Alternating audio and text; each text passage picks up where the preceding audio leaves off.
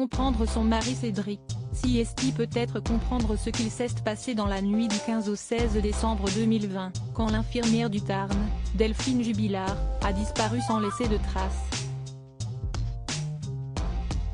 L'expertise dont Le Parisien dévoile des extraits montre un personnage déroutant. Cédric Jubilard rassemble toutes les casquettes du coupable idéal dans la disparition de son épouse Delphine, survenue dans la nuit du 15 au 16 décembre 2020. Le peintre plaquiste de 34 ans était en procédure de divorce avec sa femme qui avait noué une relation amoureuse avec un autre. Il est le dernier à l'avoir vue vivante. Son fils aîné a entendu ses parents se disputer et l'entourage de l'infirmière de 33 ans ne cesse de pointer du doigt le comportement inquiétant de l'homme.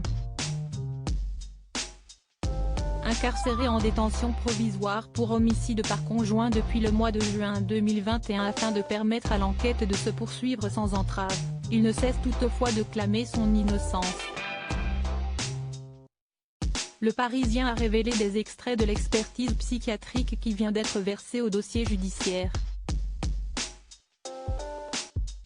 Il comporte des passages déroutants. L'enquête avance, même si aucune trace du corps de Delphine Jubilard n'a été retrouvée.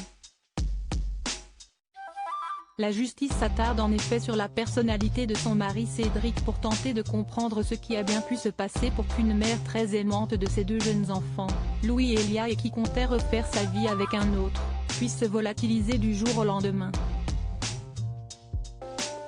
Les déclarations de l'homme actuellement emprisonné, lors de son expertise psychiatrique, ne sont pas en sa faveur, tant elles sont troublantes. Je ne suis pas un violeur, une balance, un homosexuel. Je suis un criminel comme les autres, s'insurge-t-il, sans que l'on sache s'il mesure l'ambiguïté de son propos, rapporte Le Parisien. 3 mois avant, lors de son premier entretien avec l'expert, il se projetait dans une libération sous contrôle judiciaire.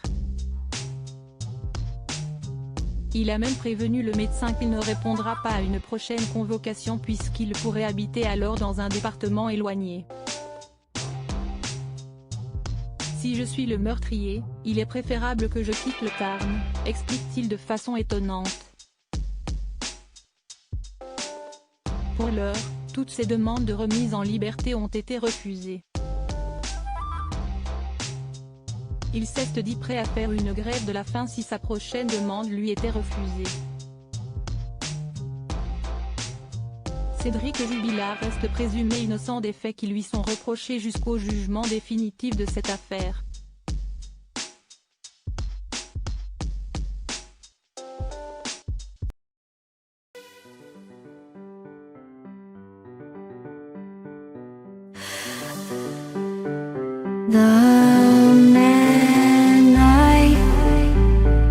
Love just had a heart.